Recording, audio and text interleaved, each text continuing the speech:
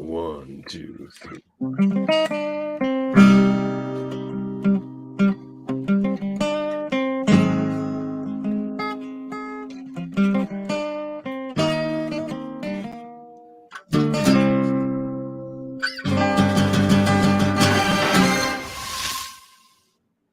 This could be a trap. Of course it could be a trap. It could be a trunk. But either way, welcome to X-Rated, the X-Men animated review show. I don't suppose you are here to help us with security. A little security boost. What do you think? Maybe one or two. I mean, we don't want any Morlocks wandering in. Yeah, right. And they're everywhere. The worst. They're coming from the sewers or in the toilets. They're climbing in your windows. They snatching people up. They hide your wife, hide your kids, hide your husband. Because the Steve Lamp went up in here. I am your host. I see that old age hasn't dulled your powers. It has not, and it shall not. I am your host, High Davanutionary. And with me, as always, is my co-host. What have you done to him? A better question, Pietro Maximayet, but a better question is, what has he done to me? He gave his cat a knife and sent him to kill me earlier today. That's right. And he should be there shortly. He was already feeling like shit, so I didn't need that death threat today. But whatever. He's pretty fast, so he's on his way. I don't know. He should be there fairly soon. I told you I'm armed with scrunches. Here, no. That knife will take care of that. Well, yeah, I have to go work around the knife. That's for sure. I got myself. Davan looking like the Undertaker, says Sam. Oh, dude, I'm feeling like the Undertaker. I've been, my God. He's looking more like saltine here is like the first thing I've eaten all day. I had the horrible pukies since last night. I think I caught it from the baby. She had the horrible pukies on Friday. Having a kid is just getting sick over and over again until the kid leaves, basically. I guess when they get into high school or can wash their hands better or something. But I have a friend who's been sick like 6 times this year. Just this year alone. Oh, like 2 and 4. No, like 4 and 6. See, apparently it wears off when they hit like 5. Mm-hmm. Everybody gets their immune systems up to snuff. I don't know. We'll see. I hope that's the case, because my God. Well, you got another one in the way, so you get to go through it all again. Oh, I have to reset that 5-year timeline. That's right. Oh, well. In case you're watching this in the future, love you, honey. We're here to review Season 4, Episode 13, Family Ties. Something tragic happens to Davan, and the only way she can get to know her dad is by watching his old... This is like a TV show. It's like watching his old Jesus podcast. Christ, man. I think about that sometimes, so maybe don't say that out loud. I'll knock on wood on your behalf. She'll be like listening to you scream at Chris Murphy on the other podcast. You're like, Dad. Good memories. And I've thought about that so many times you don't even know. He's never going to listen to this. Am I just leaving a journal for my children? Like, once I'm gone? Like, I don't know. It's depressing. No. Family Ties, written by Marley Clark. Hey, this episode is kind of on brand for that. About what do you leave behind? Your children and the connections between bloodlines. Very on brand. Very true. Yeah, agreed. Mm-hmm, do we have anything to talk about, or should we get right into it? No, I guess not. I had to take my the new little kitten to. She had a urinary tract. No, she's okay. She had a urinary tract infection before, like I even got her. So they had her on meds for it, but they have to like take her in for the night to get her to pee so they can make sure she's fully okay. So I'm just sad that she's not here. I feel bad and worried about her. I'm sure she's fine, but it's just having her on her own after having her for a couple of weeks is sad. It is sad. Kitties, man. I'm tired as hell. It's stupid. Too many commitments. Too many commitments, Davan. Too many commitments. Well, you did a fine job over on Trivial Debates. That's true. I did do that. It took a million. Rated team. It was 1,000,000 hours, but it was fun. Yeah. Well, that's because Murphy was the host. Now you see why Hold Up is 3 hours long. Yeah. Yeah, I don't know. I mean, I just feel like the nature of that show is pretty long with like 3 people. It usually goes like an hour. Yeah, really? Okay. Yeah. I'm not sure why. Maybe he just let us go a lot longer than he should have, I guess. But yeah, it was fun. I enjoyed it. I did take home the victory, so that was nice. It was wrestling themed. There was some arbitrary choices in there. So, like, I still love the fact Some that surprising picks from you. I was surprised by a couple picks. what Lesnar over Angle. Yeah, definitely. Well, the other guy picked Angle anyway, and he probably would have got ahead of me on it anyhow. But you were the first one in with your picks, I was told. Oh, that's true. I was. I don't know. I mean, I try to think about things on the way that they're appealable to. Like, if you're talking about like who's, most recognizable in the grand scheme of things, I feel like Lesnar probably is over Kurt Angle because you get the wrestling fans and certainly the UFC fans. Yeah. But you're right. As far as the accomplishments go, I guess Angle did win a gold medal, which Lesnar did not. But Lesnar had win a championship. So there's that. Yeah, NCAA stuff and all that stuff. Yeah, it was a good talk, good chat. Jaemeel bringing out the Mongo McMichaels oh my god, that was fun. That was like one of the worst wrestlers of all time. Like, I don't want to shit on Mr. McMichael if he's listening. I don't even know if he's still alive, but you were chatting on him pretty good on Saturday. I was just like, if you're like the wrestler that accomplished the most outside of wrestling, and someone brings you Mongo McMichael, like, it's true, he did accomplish a lot within football. But yeah, I just like that was I did not expect to see Mongo McMichael getting hit coming out there. So Jaemeel bringing this go off the board with his he really does, and I noticed that early because almost everything he picked was some really esoteric thing, which is fine. It's a strategy. It's hard to appeal to the rest of us because I have no fucking clue what he's talking about. Yeah, exactly, I never do either. It's just like, what is this anime? I don't know. This is like, but. Yeah. He's always trying to confound the judge and his opponents. Well, it's a bold strategy, although he was the first one out. So, yeah, true. Well, why don't we get into it then? It's late. Season 4, episode 13, Family Ties, featuring your favorite mutant or your favorite Avenger. I don't know how you qualified that, but you're a Quicksilver fan. I sure am. Well, we start off with Quicksilver hanging out in the old X Factor headquarters, chatting with Forge, but then he gets a call from Scarlet Witch. Was Scarlet Witch set up as a member of X Factor in the previous round? I don't think she was she? No, she's not a member of X Factor. Right. So I don't think we saw her before because a few people know her name's the Scarlet Witch without seemingly having met her before. If she's an Avenger, she's high profile. Yeah, but that's never been established on this show. So not once. The Avengers haven't even mentioned in the show. So we only know seen Quicksilver. They met him through X. Yes, through X Factor, which is fine. But Wolverine calls the Scarlet Witch by name, the Scarlet Witch, and at no point, to my recollection, did the two ever meet. She's definitely got to be an Avenger. Like, she has like comms and everything. Like, she's definitely like at Avengers headquarters or something. Well, we don't even know that the Avengers exist in this world. There's been nothing that said that. I mean, we've seen look at the Captain America episode later. That's true, and we did see Black Panther and a few other characters that we identified. Yeah, we get little snippets, I guess. Yeah, but nothing that. Not that I consider him. Well, you think when the world's going to get messed up by Asteroid M or the Sentinels are tearing apart cities or any of the stuff, the X-Men seem to stop the Avengers may want to chime in and help out, but they never seem to. Like, it's a mutant problem. Man. The mutants got it. That's kind of what kicked off AVX, man. Like, Scott was just like, you to Cap. He's just like, you never help us. Like, we've saved the world a million times, and you never help us. You don't care about mutants and all this stuff. And he has a great point.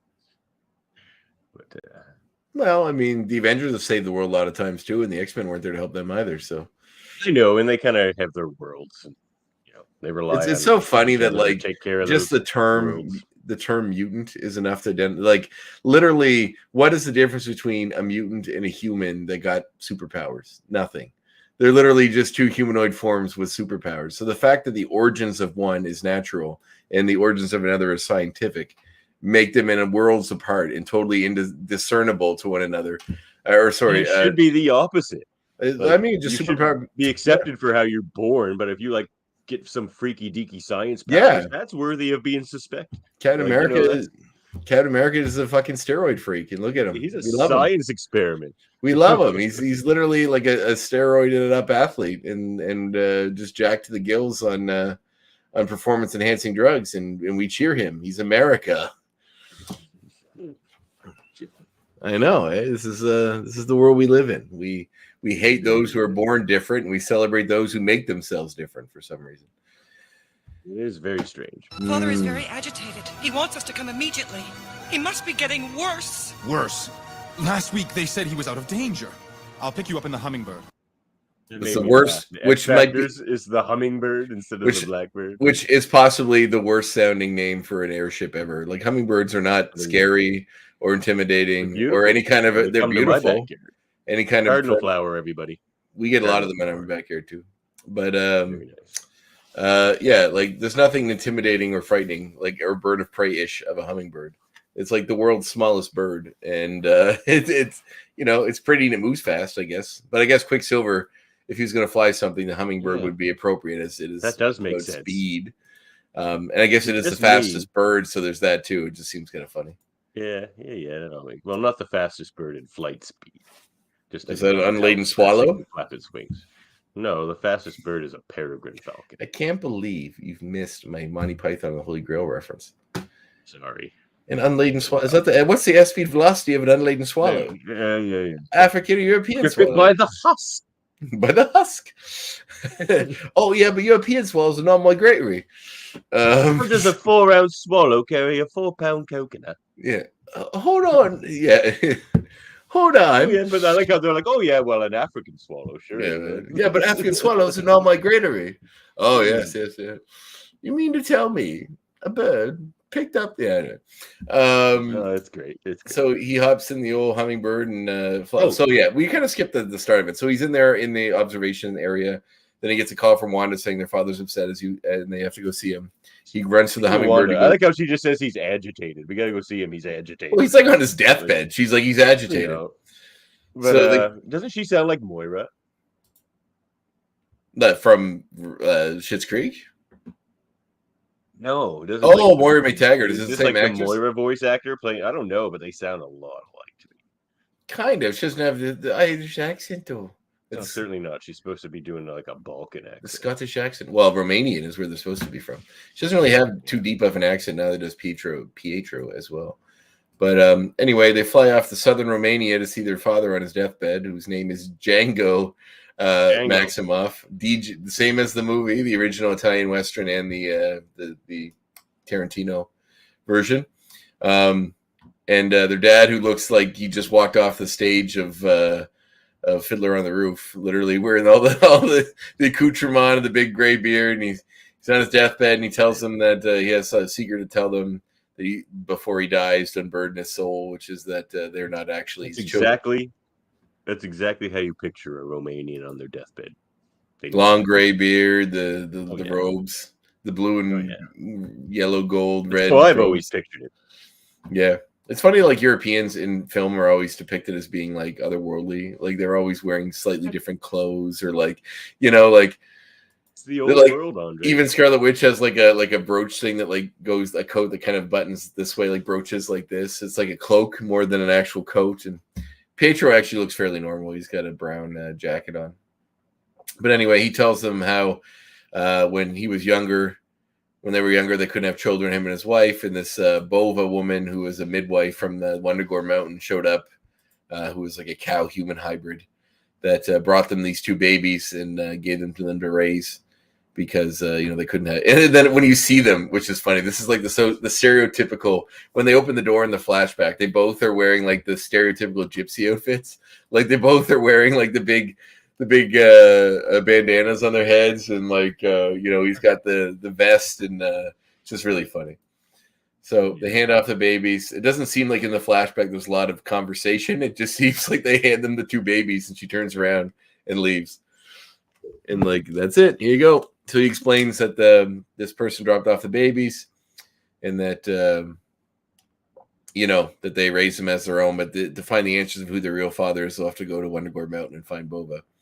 And then basically he dies. So, they're sad that they lost their adoptive father, but learning this information, they decide to go on a journey to find him. And then we get what might be one of my funniest Wolverine scenes I think I've seen in this show yet. We cut back to the X Mansion where Xavier's reading a book, and first we see it on. Yeah, actually, I was going to comment. I'm going to comment on that. It was one of my X points about how interesting the animation is here. But I'll do that later because there's not a lot of extra stuff for me to talk about in this one. So We see an ominous shadow go over the front of the mansion. Someone's lurking around. Then when Xavier's reading, he's surprised to see Magneto show up in a very stylish black trench coat with a red shirt underneath and a black tie. Basically, he says he got word that Magda might be still alive, who we, get some expositionary dialogue to explain that Magda was his wife. And well, first off, Xavier goes, "How'd you get in here?" And he's like, "Well, your system has some electromagnetic issues that I can basically take advantage of." And he's like, "But Wolverine was watching," and he he hits a button to open a window, and Wolverine just sitting at a command station, just going, "Ah!" like he's just being shocked repeatedly, and then screwing him up with his magnetism. And then he's just being like he's obviously in pain or not comfortable. And then Xavier just turns off the screen and then turns back and talks. He's makes no motion to go and save go to stop Wolverine from being tortured or whatever whatever kind of trap he's trapped. Wow, okay. no love. He's just oh well. And then anyway, so basically he says that he got this note that Magna might still be alive. Xavier cautions him he has enemies. It could be a trap. Magneto says, of course, that it could be, but he has to try. I mean, obviously, Magda was the love of his life, we learn, and he's got to go do some research and find out. So, find out the truth. And after he names, yeah, it's true. Magda, Magnus. So Wolverine busts in because I guess the trap wore off and wanting to slice up Magneto, who he's told by Xavier's already gone, but Xavier sends Magneto after him to watch him to make sure that he's okay in this little trek to the this little journey, as we'll discover. And I like this moment too, which is something I'm going to bring up as an next point later as well. But anyway, we cut to Wundagore. Notify me immediately if there is trouble. Why? I love trouble. Great Wolverine line. Trouble. I love trouble. So we see Pietro running up Wundagore Mountain with Wanda. I find it interesting in this show, Wanda doesn't seem to fly. There's a lot of chances where you could see her fly, but she doesn't, which cautions as to why she has the cape. It's usually only people that fly have capes. So true. No, that's not true. Think of how many Spider-Man villains have capes that don't fly. Who? Name me one Spider-Man villain that even wears a cape. Hobgoblin. Yeah, he's on a glider. He's flying by proxy. He doesn't have a. Yeah, he doesn't have a cape. How about Swarm? Or no, Swarm flying. He does. He's made up of bees. Of course, he flies. I mean, Spidey's villains ride things. Jack-o'-lantern has a cape. He doesn't fly. He rides. He doesn't have a cape. He does. No, he doesn't. He jumps on that big pogo thing, the pogo ball. Mysterio has a cape, but he appears to fly, and also he's like an actor. That's about the only one. Going to prove he rollers. Jack-o'-lantern. But anyway, continue. He doesn't. He has that little bouncy ball, pogo ball thing that he bounces around on. He doesn't have a cape. Demo Goblin flies. Like anybody with a cape is usually flies in some capacity.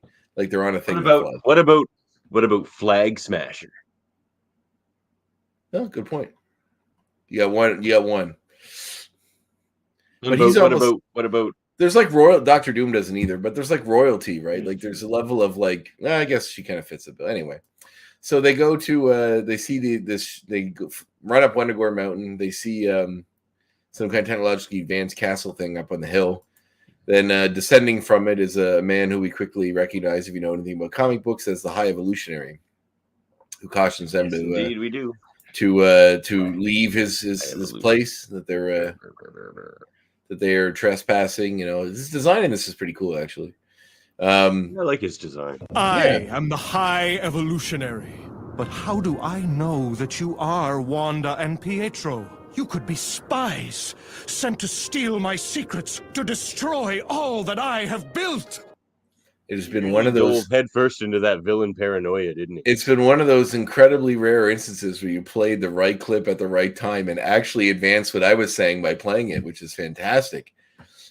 It only took us 4 seasons and 100 episodes, but we got there. We did. You look so proud of yourself. We did.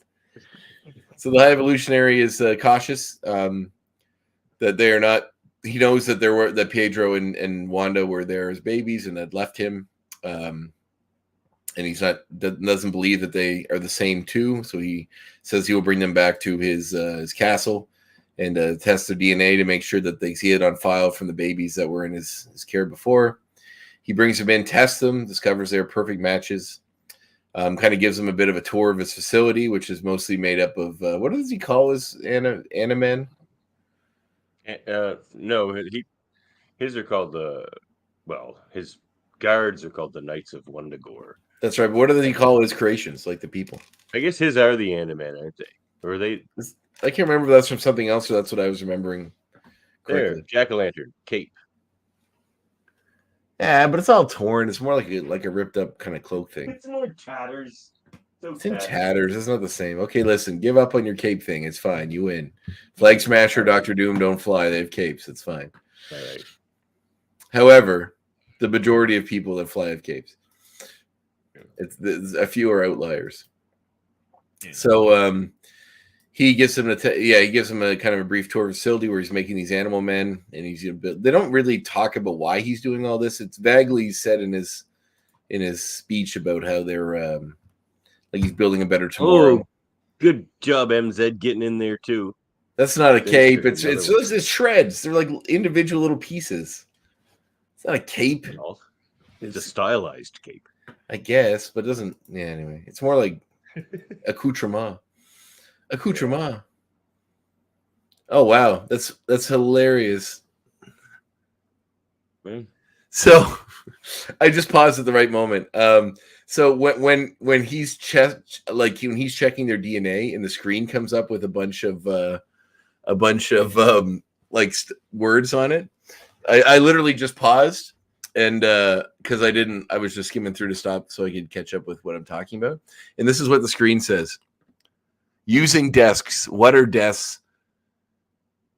Creative desks, making desks, searching between desks, placing something on the desktop, putting away items on the desktop. That's what it says on the screen. That's very strange. Yeah. So it's almost filler. It must be, but it's really funny. It was a stormy night when I discovered her. Half frozen, fleeing in terror from a mutant who had just destroyed an entire village nearby. After all the goodwill you got from the previous one, you had to go and ruin it by jumping ahead. So anyway, you're not that far ahead. So he convinced them that they are who they say they are. He brings him to Bova, who explains that a mutant had stumbled upon their place that was escaping another mutant that was destroying a village nearby. She gave birth to the twins and then was scared the mutant would come back, so left, but died in the cold somewhere, which is kind of vague. She just was too weak and died in the cold out somewhere. So the kids are upset. They want to know who essentially was the reason their mother died. Bova threatened, and she says that it was Magneto. So, the High Evolutionary basically agrees to help them set a trap. Kill him! Yeah. He's pretty. Dead. So I never even knew her, but I'll kill him. And some stranger told me this. I'll kill him. So the best part is he goes, "That murderer, I'll kill him." It's like, okay. I mean, I'm guessing he knows who Magneto is. He's attacked the world a bunch of times at this point. Yeah. So, but it's just interesting that where we go from here. So we see so much has been accomplished this day. Soon the world will know the peace and joy I can give it. That's about as much motivation. That's about as much motivation as we get for the High Evolutionary. Yeah, he's crazy. He talks about this in comics too, where it's just he just thinks turning everybody into half animals will make the world a better place. It reminds me of one of my all-time favorite lines. I think it was in the Spider-Man and the X-Men comic where he was like a professor at the X-Mansion for a while. Peter was. I think it was oh yeah, that's Spider-Man and X. Yeah, but it only it was like a 4-issue mini or something. I can't remember. But there's a Nick Bradshaw did the cover where they're they did when they're fighting Sauron in the Savage Land. I think Spider-Man says to him, Carl, you're a genius. It's Stegron. They're fighting Stegron. He goes, you're a genius. Yeah. You could use your knowledge of biography and chemistry to it's Sauron. Sauron's the genius. They're both there, but it's Sauron he's talking to. Yeah. Oh, maybe it is. And yeah, and he says like you could cure cancer, and he goes, "I don't want to cure cancer. I want to turn people into dinosaurs." It's Exactly. one of my favorite lines. I don't want to cure too. cancer. I want to turn High people into. evolutionaries the same way. It's like, So don't you understand the peace I can bring this world when everyone can like bite you like a crocodile and That's right. trample you like a hippo? It'll be We'll give everyone weapons. This is I heard an interesting thing in a podcast I listened to today, and it said just talking about the gun debate in the States because there was like a mass shooting, another one recently, and every single day. They said he goes by the definition of the alt-right's argument that people are safer with guns. Shouldn't America be the safest country in the world instead of the most dangerous, the most mass shootings? Like, so if you may give everybody weapons, which are mutant powers, then do you think the world's going to be safer? I doubt it. So anyway, especially if someone has a small argument, they could just rip someone's head off with their mutant abilities or blow their brain out like scanners. So Magneto shows up at Magda's grave, which he apparently goes to every year at a certain time, which the High Evolutionary was aware of and told the twins about. When he arrives there, Wolverine is just like, oh, he's where he is every year at this night. Yeah, just like what? That's kind of convenient. Oddly timed. There's a bit of just because in this episode, which is always bothers me. But so anyway, he somebody in a cloak seems to be Magda and calls out to him, saying that she's scared of him. Cape? It's definitely a cloak. There's no cape. Okay. Fine. It's more like what you're wearing, but it's a robe, I guess. So with a hood. But anyway, as he begs her to come back with him and says he's sorry, and he realizes how foolish he was. He sees her hand is like hooved, and that she's another one of the High Evolutionaries' creatures. A horse creature. I think it's a goat. It looks very much like it's definitely a goat. So when he's reeling from this revelation, basically he gets a drop on him by Scarlet Witch and Quicksilver, who managed to kind of detain him, but then get in a bit of a fight with him. But during the fight, a bunch of the Knights of Wundagore show up. And they are pretty true to their appearance in the comics as far as their designs go, which is cool. Yeah, they get the main one there. I'll talk about him later. Wolverine's like just watching all this while reporting back to. He's like, I got that. You got that line. Just when you think you know a dirtwad. Do you have the line? He says something about all the animal men piling on. No. Well, they got that, but he says, "What's this? The island of Dr. Moreau?" Oh yeah, I got that. Yeah. We are here to get revenge for one who has fallen in your path. You will need to be more specific. There have been many. That's a great line. I had to play that. Right here. You ought to see it, Hank. It's the blasted island of Dr. Moreau. The blasted island of Dr. Moreau. I think if heebie-jeebies, Frank. I think if Cal Dodd never couldn't do it, I could fill in for Wolverine. I think that'd be fun. Would be fun. Blasted island, Dr. Moreau. They can't take you without me. Who am I gonna play? Oh, nobody. You could be Herbie the robot when the Fantastic Four show up for one episode. Hi, it's me, Herbie. Ha. He's not the Pillsbury Doughboy. I'm gonna go make some. Well, actually, he sounded more like Mickey Mouse, which actually would work on brand for Disney. So basically, they all get the drop on Magneto and capture him. Wolverine, as he mentions, doesn't like piling on when they're all teaming up on one guy. It's not a fair fight, so he gets involved. During the fight. Oh, basically, what the X-Men do though, like they all gang up on Apocalypse or they all gang up on Juggernaut. They pretty much just pile on constantly. Pretty much. But anyway, when Quicksilver and Scarlet Witch finally had Magneto trapped, he's tied up in a rope there. The Knights of Wundagore turn on them and capture them with some gauntlets that seem to stop their powers or something. In fact, subdue them. Have not they themselves piled on Magneto? Indeed. So Wolverine doesn't like this. I got this one here. Well. The worm turns. Oh, man. I'm probably going to regret this. Oh, man. Do you ever notice how much people talk to themselves in cartoons? I mean, I've been known to talk to myself. Yeah, but not that much. Also, what's Wolverine hanging out with Beast too much? He's quoting Shakespeare now. I know. I thought that was pretty cool. So anyway, Wolverine leaps to their aid. Magneto manages to get rid of his bonds and get a piece of fence using metal and attacking the Wundagore guys. During this fight, basically, they get gassed and Thanks, MZ. They get gassed and they they get knocked out. So then Wolverine, of course, was reporting to Charles. I like that Magneto tried to fly away, but then didn't. Like, he flew out of frame and then fell back in because the gas got him. I thought that was fun. So Xavier was in contact with Wolverine before he went into battle. Didn't hear anything from him. So basically, he assembles a team. Good animation in this episode too, I gotta say. Mm-hmm. Assembles a team to go, where he knew Magneto was going, basically. So Magneto and the group wake up trapped in amber, would appear to be, in Wundagore Mountain, where we meet the High Evolutionary. That seems like the two know each other, but it's not overtly stated as such. Well, he seemed to have been keeping tabs on Magneto too. Well, the High Evolutionary says seem like they've had run-ins. Well, the High Evolutionary says you've tried to find this place your whole life, or something like that. Yeah. But you were never able. You, the most powerful mutant on this planet, are the final piece to the grand design of earthly salvation. You know who? Okay, I'm gonna bring this up as an X point too. I got to mark these down because I got my X points are flying. Yeah, you mark it down. Did you ever notice that that he didn't say what he needs Scarlet Witch's powers for? I didn't think. No, he does. He does. Quicksilver's powers makes it all go faster. No, he did. He said it was because the probability, her ability to alter probability would make the connection, the mutant DNA connections. Right. Way better way faster because she'll find the ones that should work better together. I got a question. Cool mug from a bad movie. Oh man, I'll defend Spider-Man 3. It's a fun movie. It feels like a 90s crossover movie where there's a bunch of shit happening all at once, and I liked it.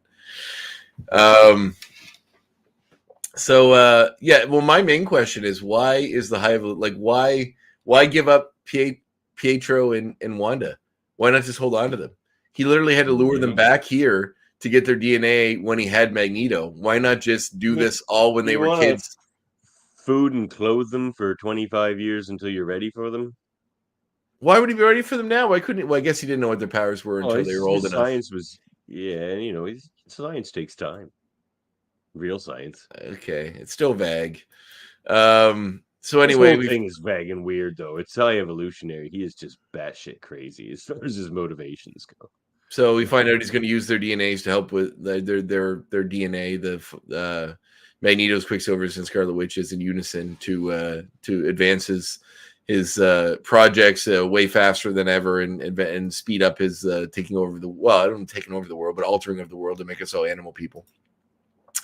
And then we, of course, find out during this dialogue that the reason that their DNAs are also uniquely matched is because Magneto is their father. Yeah. So, of course, everyone's shocked and surprised by this. First of all, Magneto saying that he didn't know and he would have come for them if he could have before. But during this whole super shocking to him, they knew they had he had no idea he had any children whatsoever. I guess they've only known about this whole thing for like a day. No, they didn't know that he was their father either. They just thought he was who killed their mother. They didn't know who their father was. But and now, let there be life. There's a nice line too, actually. So the High Evolutionary kind of puts Wolverine in a tube and turns him into a living Wolverine. It would seem, alters his DNA and turns him into a wolf-like creature. I guess he'd be a Wolverine. I mean, he has the marking. A what? A Wolverine. Oh, yeah, but I like that the markings of his fur around his eyes match his costume. It's a nice little touch. Oh yeah, that's pretty cool. So then, of course, the X-Men, Beast and only Beast and Professor X show up when they land on top of Wundagore. It's funny that they're like, Magneto, you've searched your whole life for these mountains and you could never find them. And Magneto, and Xavier just drops in with the Blackbird, out of nowhere. Wolverine didn't even get here first because they were at a gravestone far away. So, how do they know where to go? Unless they had a tracker on them, but you think that the High Evolutionary would figure that out.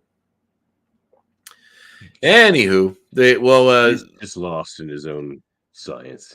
Well, the Evolutionary's off doing his own thing. The twins and Magneto are both all trapped in their little amber prisons, have time to talk. Where Magneto says he if he had known that they existed, he would have come for them right away. He never would have let them. He says that later. Is it? I thank you for an unlikely deliverance. That happens first. Well, yeah, first he tells them how sad he was about their mom dying, and he didn't know. Yeah. And then they say, "If your happiness should make us feel better," and he goes, "No," and blah blah blah. But he says that now that he knows the truth, this is such a cop out. He's like, now that I know the truth, I will not hold back, and then just bust out of the prison. Like that's the only thing that was holding him. That was like, why would he hold back? Like, what possible reason? Because if you sit around long enough, the evil guy will tell you his nefarious plan. I guess so. There is a nice moment where you see him bust out of his little amber prison, and then he like makes the helmet levitate and go on his head, which is pretty cool. But then he busts them out, and he asks them to help him to basically take out the High Evolutionary. Which they get into a big fight with the Knights of Wundagore. There's a bunch of funness of Scarlet Witch jumping and flying on their little flying motorcycles while the rest are following.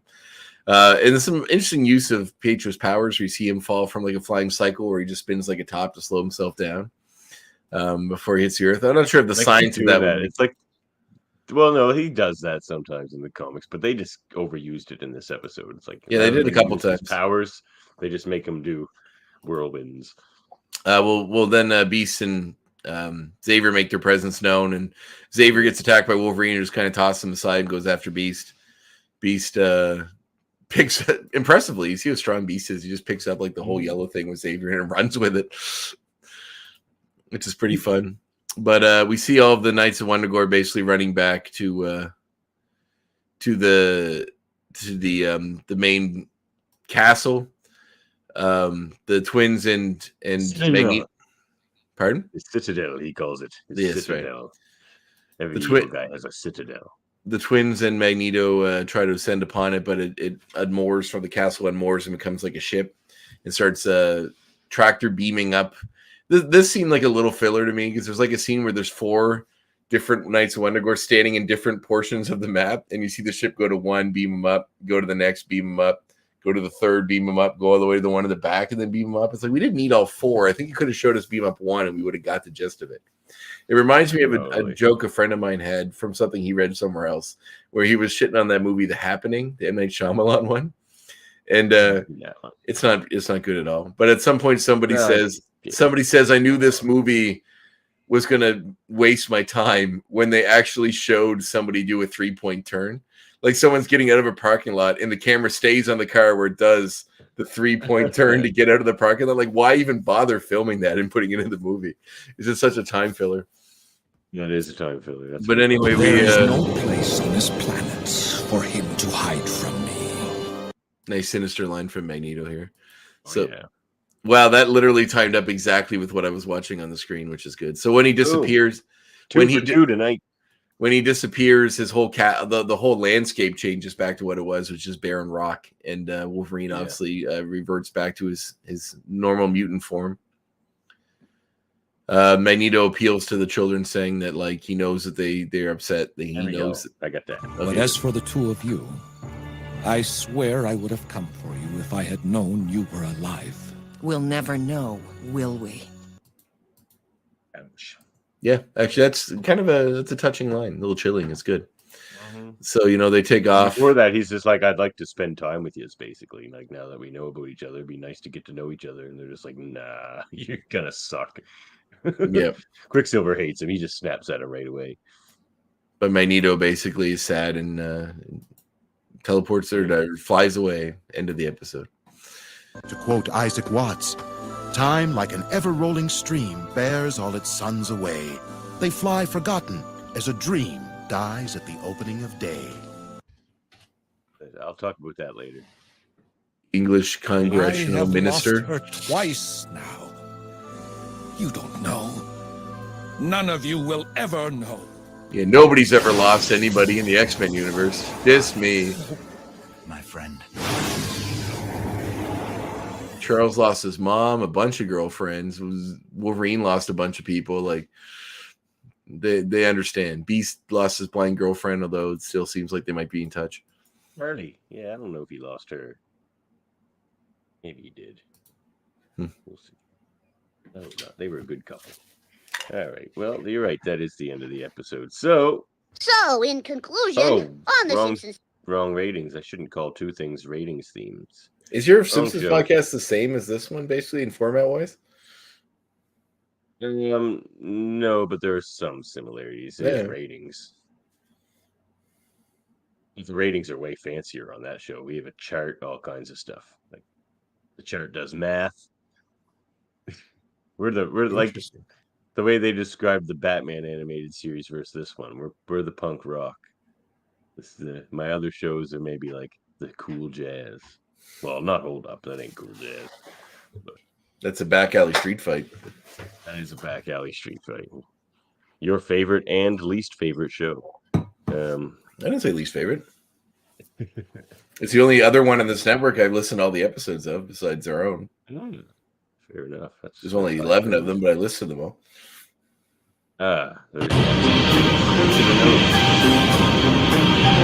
Each of us will have to look into his own heart and decide. What's your heart saying? Fun episode. I like seeing the High Evolutionary. I like seeing the Knights of Wundagore. I like seeing the Magneto. There are a few plot holes, but I mean, it is a kid's cartoon. Quicksilver, your boy. Yeah, I know. I'm going to give it a high score, even though I think there's a few just becauses, which I don't like. So I'm going to give it a 9. But it's a really fun episode. Yeah, it had. I think there was actually a moment. Dialogue was very good. Yeah, and there was a moment in even just replaying that clip where she says, "We'll never know." Actually, gave me a bit of a chill, which means it resonates somewhere with me at an emotional level. It means it's enough that I give it a 9. I think it's a good episode. I think it, for some facts that'll come up in our points, but it's great. It is a really good episode. I just think the High Evolutionary's reasoning and plan is vague and strange, but aside from that, it's cool seeing you.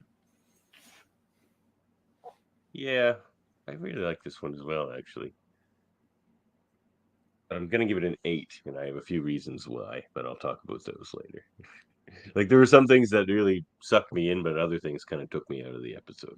Yeah, it's all pretty fast-paced. You know, so you don't have a lot of time to sit with the just causes. They happen so fast, it's like, whatever. So I'll forgive it. Probably mostly because Quicksilver's in this episode. So it made me happy.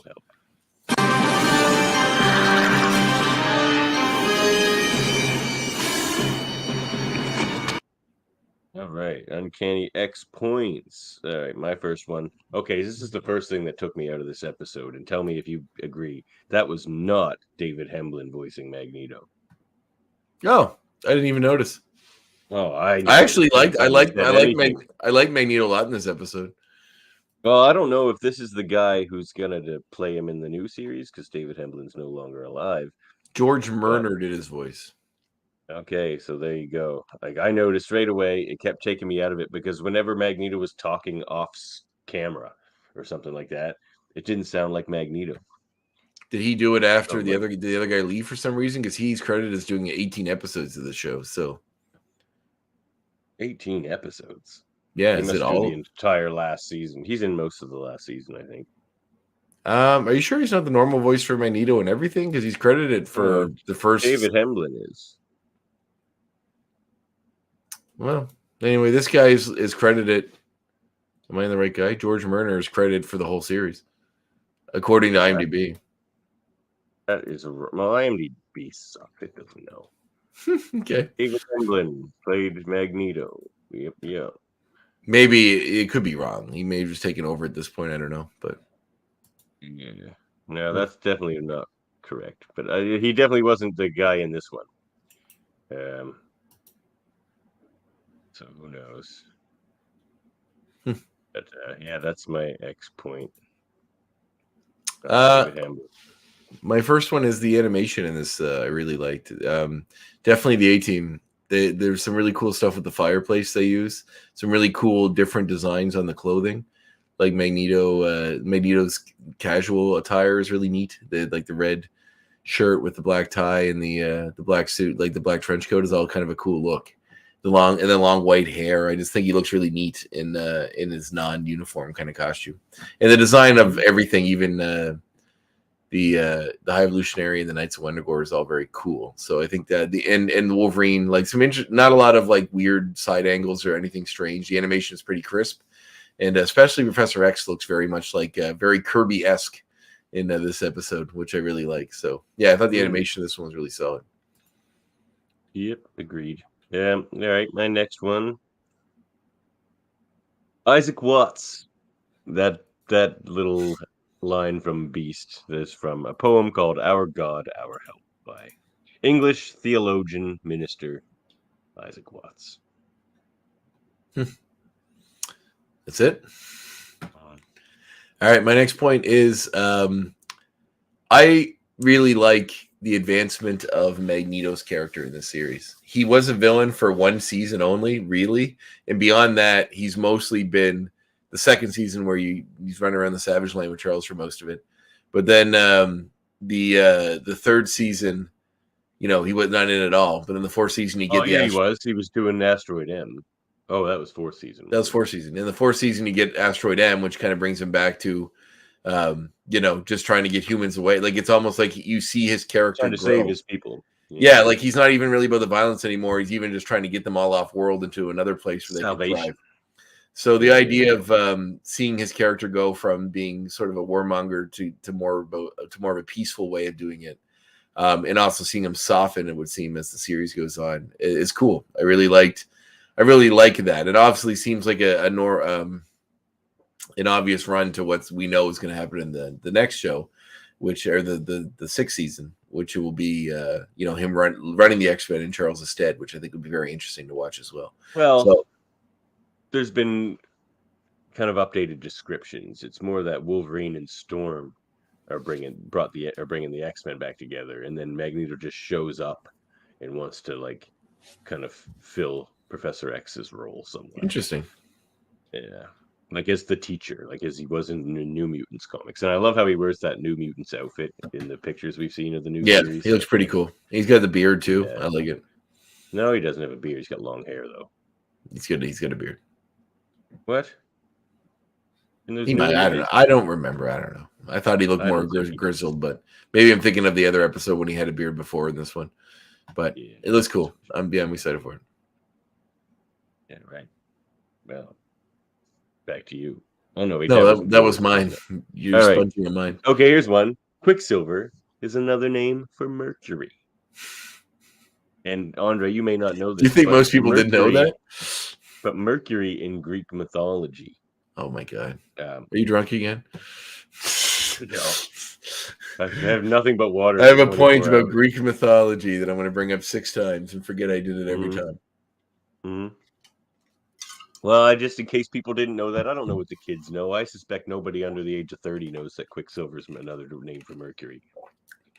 I don't think you're giving enough credit to our school system. I don't think that shows up on TikTok. Stop being an old man, Davan. Jesus Christ. No. No. I act my age. Well, I don't know who does the voice of the High Evolutionary in this. Oh, wait, Bruce Tube. Bruce Tube does the voice of the High Evolutionary. Tubbe. But he reminds me of, and you can say it. Tubbe. Is it Tubby? Maybe. I don't know. Well, another Canadian actor that shows up in a bunch of stuff. He's on The Handmaid's Tale and Rookie Blue and other things that are filmed in Canada, Queer as Folk. But I only bring it up because his voice reminded me several times in this episode of Jeffrey Combs, who you will be familiar with from his various Star Trek appearances. Ran Brunt, also, of course, the Reanimator, Herbert West. Mm-hmm. Yeah, man. Jeffrey Combs. From Beyond, The Frighteners, a million other things. Doll Maker on that stupid Gotham show. And he also did, and most notably, he did the voice of the Question on the DC Justice League cartoon, the spinoff from the Batman and Superman cartoons. That is definitely not most notably, but carry on. It is very notable for people that actually care about things outside of X-Men cartoons.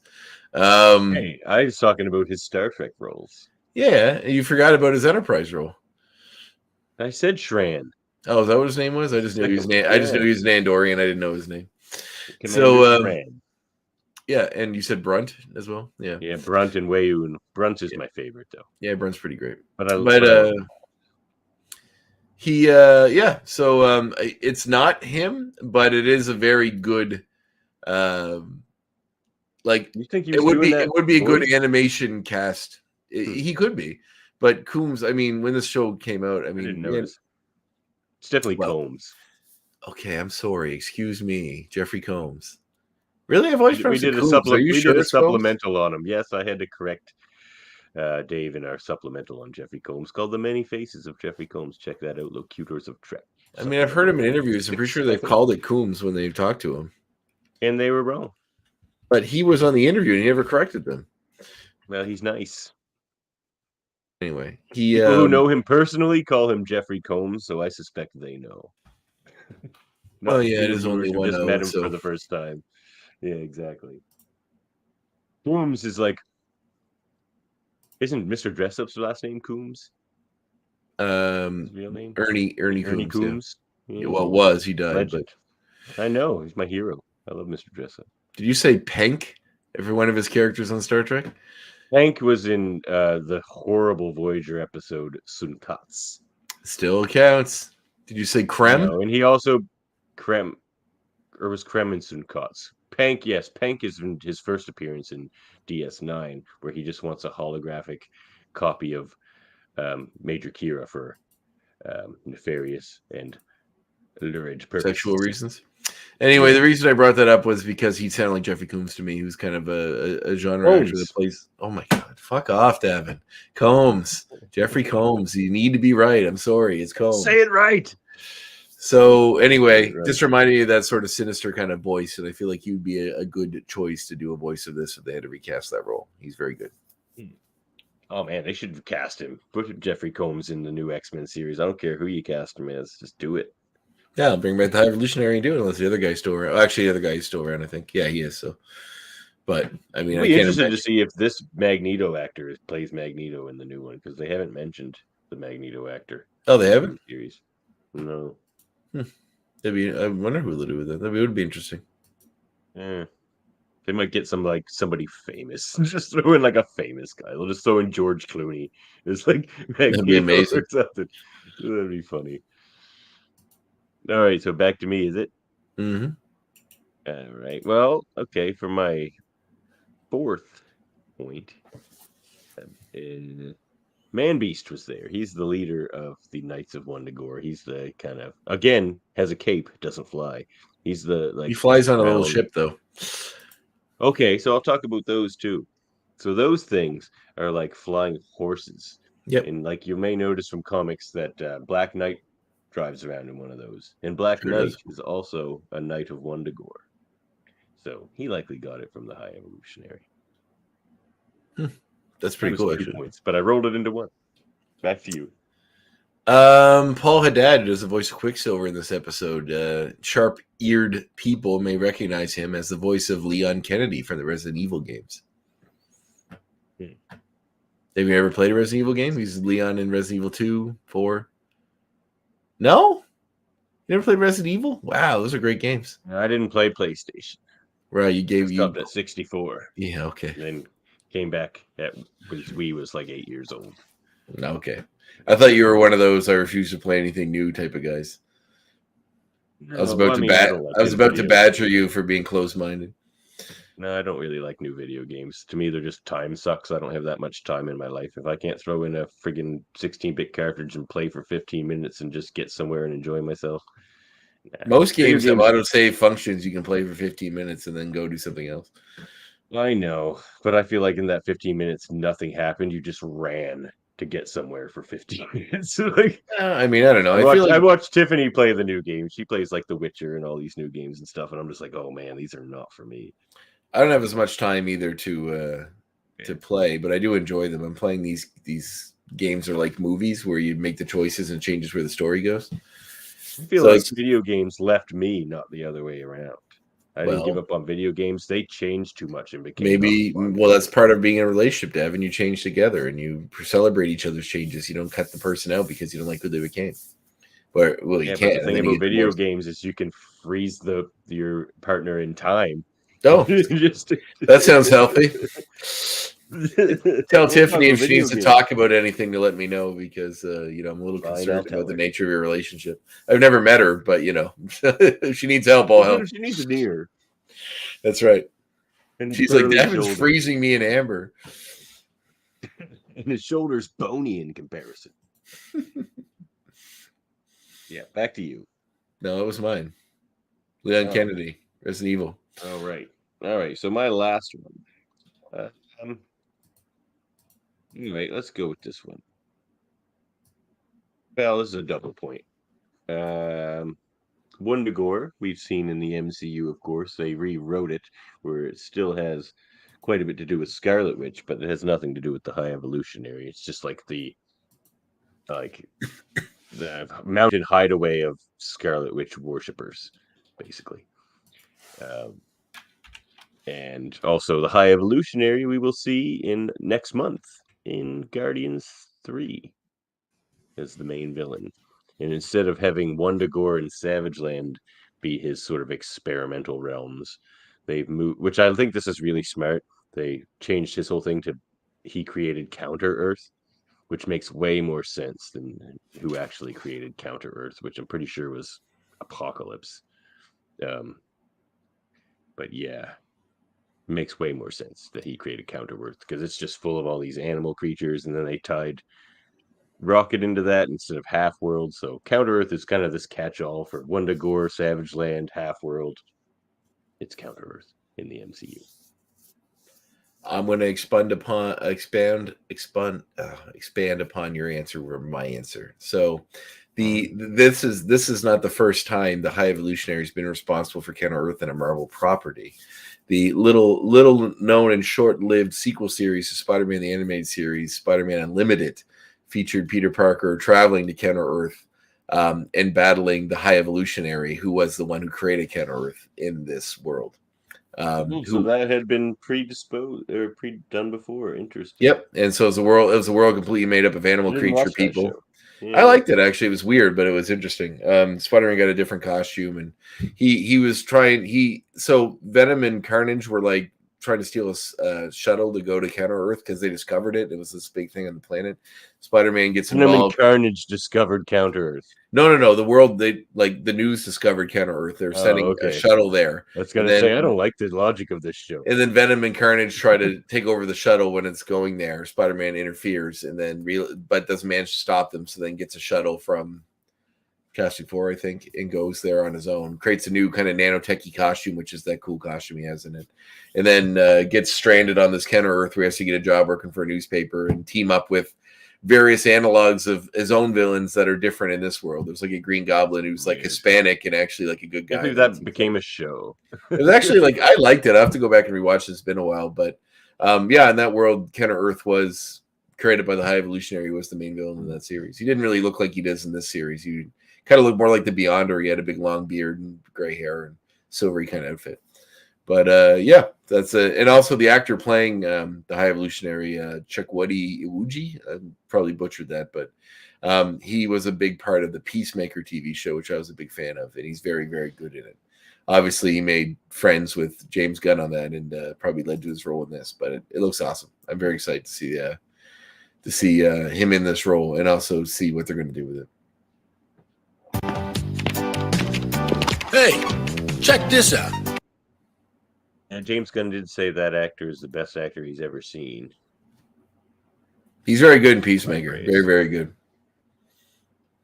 Hey, check this out. This is our comic reminiscences and recommendations. Sure is. First, this isn't so much a recommendation for this entire book. I mean, read it if you want. It's Sinister Spider-Man, the Dark Reign kind of stuff.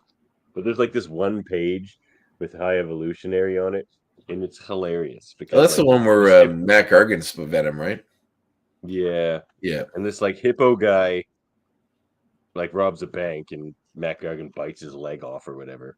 So then it's just like this hippo talking about how he's like, I used to be just a zoo animal. Then one day, this was years ago, yeah.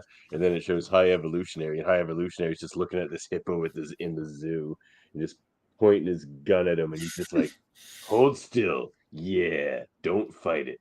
Oh wow, you are such a hippo. Come on, hippo. Be a man now, yeah? Be a man, hippo. Be a man. He's like, oh, can't do it on your own? Don't worry. The High Evolutionary will make you a man for science.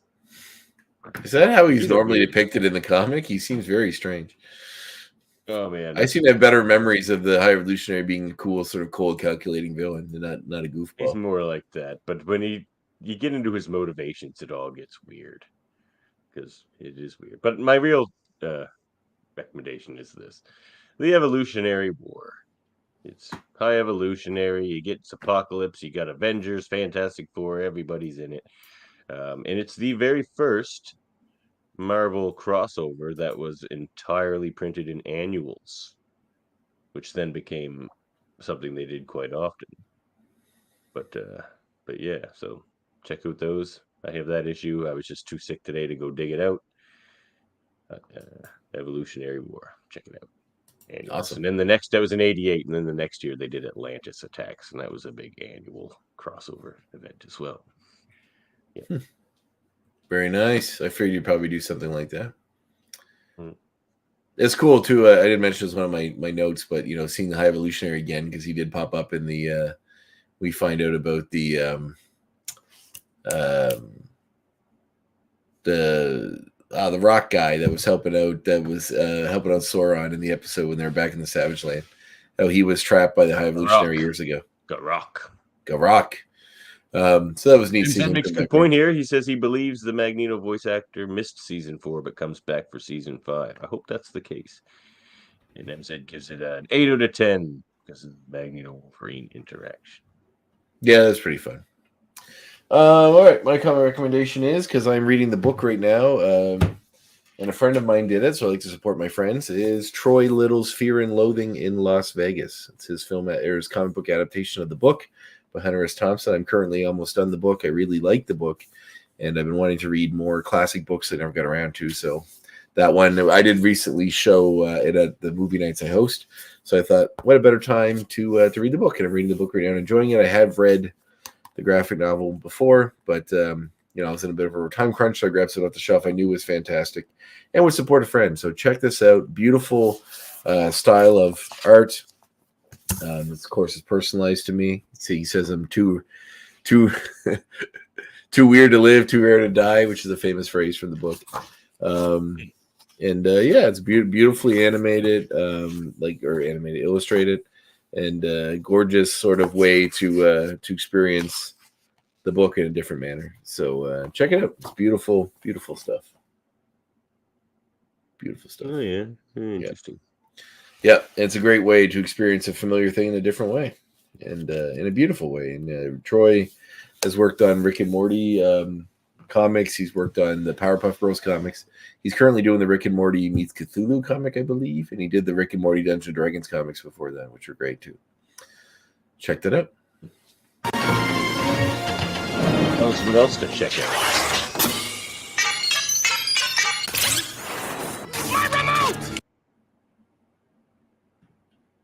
Is your remote taking us tonight, Andre? Well, sir. Side note, this just came out, which is great. Season 6 of Rick and Morty on Steelbook, Blu-ray. If you like Rick and Morty, which I do, you will love this show. This season's quite good as well. Well worth picking up. But what I actually want to talk about is, since you give me this thing about how I can't talk about movies after the 90s, I decided to look a little deeper into I was going to grab the original, and this will be, I guess, a side recommendation. The Island of Lost Souls, which is one of the first adaptations of The Island of Dr. Moreau, starring Charles Laughton as Dr. Moreau. And it's very good. I think it's Bela Lugosi is the one of the the lawgiver, isn't he? The lawgiver or whatever whatever that character's name is. But anyway, yeah, it's a very, very cool, very dark and creepy version of the story. But the one I wanted to reference was from the 90s. It was the Marlon Brando Island of Dr. Moreau movie. That is on the movie network. I've seen it a few times. Starring David Thewlis and no, it's not. And but like other movies that have had troubled productions and incredibly strange stories behind the scenes, it did make an interesting documentary, which is kind of I heard about that. Lost Soul, the doomed journey of Richard Stanley's Island of Dr. Moreau. Because Richard Stanley was the original director of that film, who was fired from it, but snuck back on the film as an extra in an animal costume to see what they're doing with his movie. Stanley recently came back to filmmaking with the film Color Out of Space, the H.P. Lovecraft adaptation, which was well regarded, and he was given a license to do 2 more bigger budget H.P. Lovecraft adaptations. However, like most men of his ilk, it recently came out that he was a he's been Me Too'd essentially for some behavior that I don't know how the trial's Don't be a gone or dick. whatever. Yeah, but regardless of how you, simple stuff out there, fellas.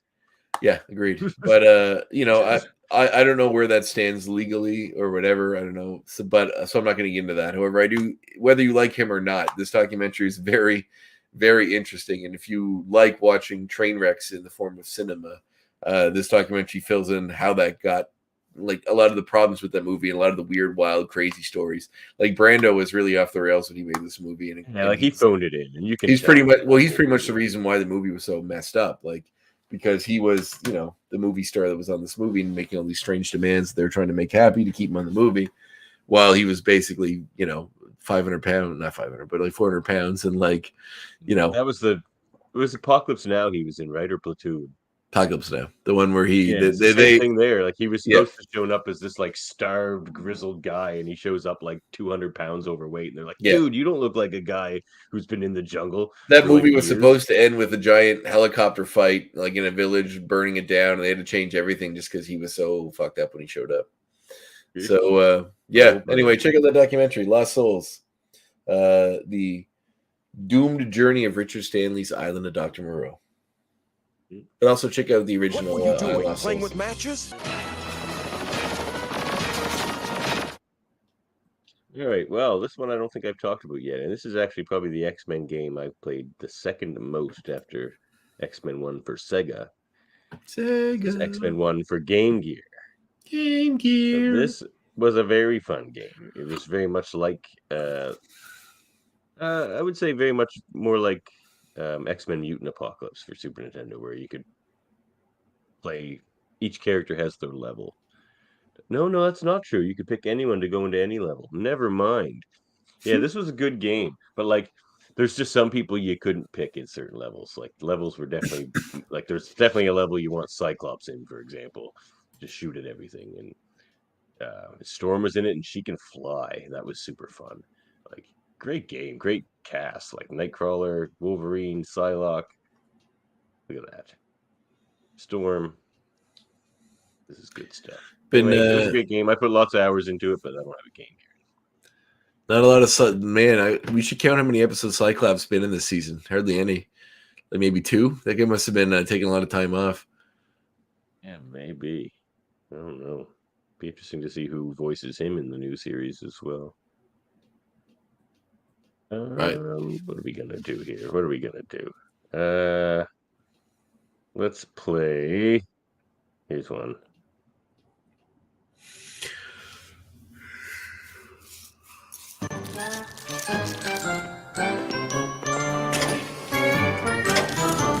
What do you mean? Let's make a mutant. We haven't done that in a while. So, Andre, pick a physical trait and a power for our newly formed mutant here. This is very much in the style of the High Evolutionary, mind you, this game. He makes mutants and freaks all the time. Spiked shoulders.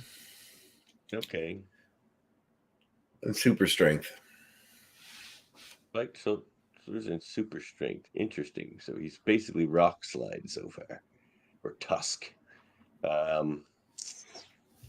Like shoulders and super strength. All right, so he has spiked shoulders, but he also has spiked bottom of his feet like cleats, which allows him to, run forth with better grip and run into people with his spiked shoulders. And cleats, they call him. That'll be his name, Cleats. His wrestling name is Cleats, or his X-Men name is Cleats. Yeah, Cleats. Not X-Men name, it's our superhero team we've been building. Okay. And what's a power? I'll give him like a mild juggernautish power. But like not where if he starts moving, you can't completely you can't stop him, but like the longer he keeps running, the faster he gets, kind of thing. Mm-hmm. Where it's like a slow burn, but if he just keeps running, he just keeps getting faster because of those cleats. The cleats. Mm-hmm. I think that was a successful version of this game. I think so too. I like it. All right, you know what? Since MZ mentioned something, we got a segment here for you, buddy. Hey, look who I find coming to join the party?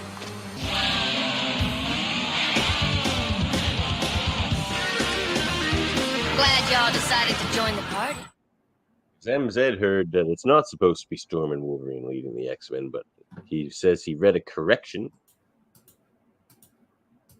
We say he, but MZ doesn't really genderize much, so tell us if you're not a he.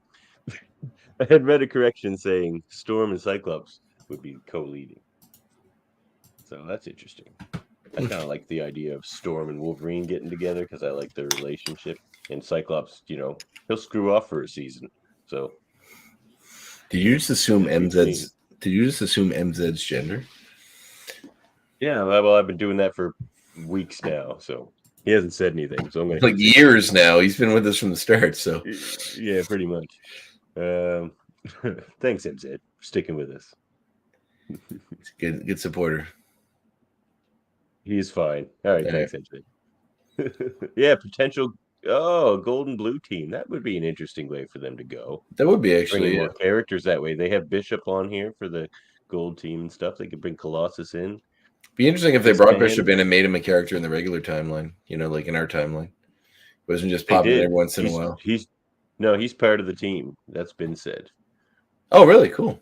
Yeah, they're the same voice actor. I don't know, but him and Nightcrawler were added to the main. Sounds team. like Ice-T. I don't know if it sounds like I'm water now. It really does. It really does. Especially when they make fun of him on Rick and Morty when he's like water tea. Like it turns out he's from some kind of a race of like letter people that he's stuck in human form on Earth. But then he's like at one point he's made of ice, but then he's water tea and then he was frozen. He's like iced tea. All I need now is for you to contact your students, Professor.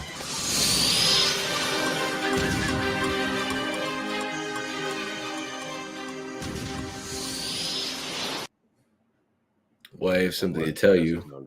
Something that may shock and discredit you. Yeah. I closed down the window, and so it took me a second to figure out what it is. Don't tell me because I have it right here. So the next episode will be to watch. Don't tell me. It is Bloodlines, in which we see Nightcrawler return with a mysterious message. What does that mean for the future of the X-Men? Well, you're going to have to go watch that episode and find out. Then we get some two-part Wolverine episodes and a few other things as well. MZ's right. Morph has been added to the team as well. And he says our show's been a lot of fun, and he thanks us for making the show. Oh, thanks, man. We appreciate people like you listening and tuning in and showing your support. Yeah. But so check it out. We get to see Nightcrawler come back. I think it's his only other appearance in the series, and it's a favorite of a fan favorite. It'll be interesting to see him come back in a way that's not all religious-y in the mountains. Hopefully, so. Speaking of fan favorites, David Cutler will be joining us for that episode. Now. Oh, is old Davey boy coming in? Yep. It's been a while. It'd be good to catch up with Dave. See what he's got Cutler going on there in the world of Marvel. I like when Dave comes on the show. Dave's a great presence. Yeah, man, because he's better at it than we are. We can just relax and let him carry the show. Sure. You can chat about all the X-Men stuff. Yeah, exactly. And also, following that episode, we'll have an interview with the writer of that episode, Len Yulee. So look forward to that as well. A big couple of weeks coming up here on the X-Rated show. Very exciting. You can support our show at patreon.com/X-Men Review Show. You can contact us at xmenreviewshow@gmail.com. Follow us on YouTube, Facebook, and Twitch. Find our audio-only version wherever you get your podcast. And, of course, please like and review and subscribe if you haven't already, which a lot of you have. Got lots of subscribers. And we are a proud member of these United Federation of Podcasts. Sure. Including Andre's favorite show, Hold Up a Movie Podcast. Yeah, that's going to go nuts. I do like it, but I wouldn't say it's my favorite show. Well, I'll put it this way. If the point of art or a show or anything is to elicit a response, we're doing our job over there at Hold Up. Because I know when Andre's watching an episode, because he's blowing up my phone about how angry we're making him. Usually because you guys can't remember something very obvious, or you call someone like George C. Scott, someone you never heard of before, possibly one of the most famous actors from like a bygone era. Awesome. He is awesome. But like Patton, you guys heard anything else? Patton? No, I never saw Patton.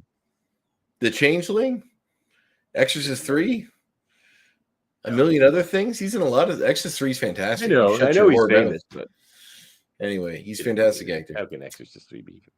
Anyway, it is, dude. Look it up. It's fantastic. It's the second one sucks, but the third one actually. Yeah, I saw the second one. And that's why I gave up. That sucks, but the third one was directed by Peter Blatty, the guy that wrote the books. It's really, really good. Oh, okay. All right, I'll go back and check Fabio's in it very briefly. That didn't. He plays an angel. He doesn't say anything. It's in like a dream sequence, but it's really good. It's really, really good. Also check out Super Mater Brothers podcast where they review reality shows and other TV type things, and KBBBL where the extra B is for BYOBB. That's where we review The Simpsons. We are on. We just did the first Treehouse of Horror. That was fun. Cousin Eamon was on with us in that one. And speaking of Cousin Eamon, he's got a new show in this network of podcasts coming out. Eamon on Track, a music review podcast. We're going to review a new album each week, or however often it comes out. So looking forward to that. Trivial Debates. We might have a champion here. No spoiler alert, but an episode did just happen. Also check out the Mater Marvel Society. We'll be reviewing Guardians 3 in May and Secret Invasion in June, or whenever it ends. It'll probably be like July. And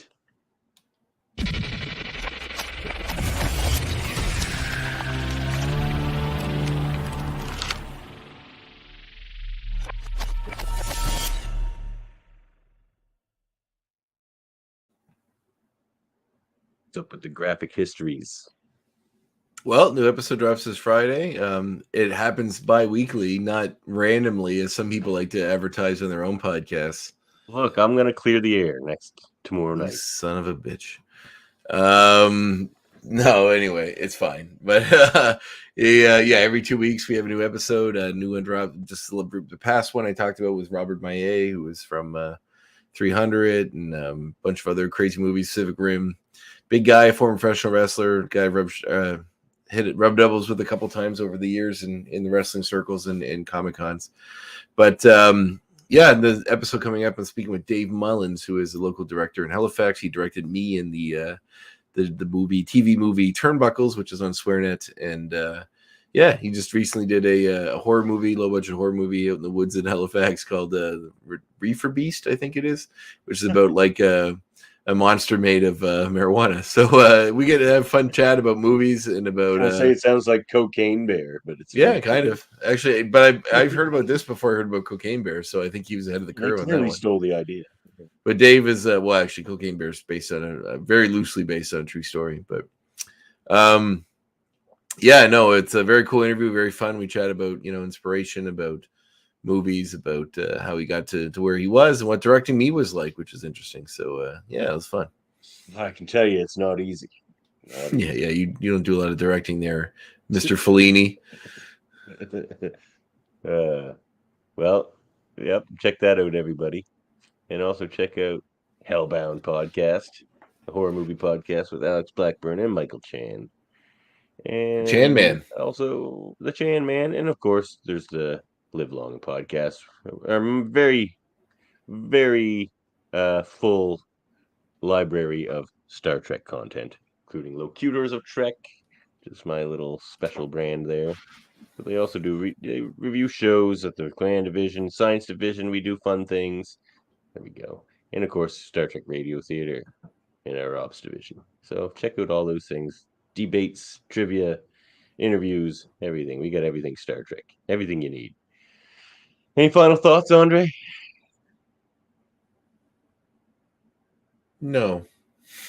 Me neither. I don't feel very good. So let's get out of here. All right. Thanks, everybody, for tuning in once again.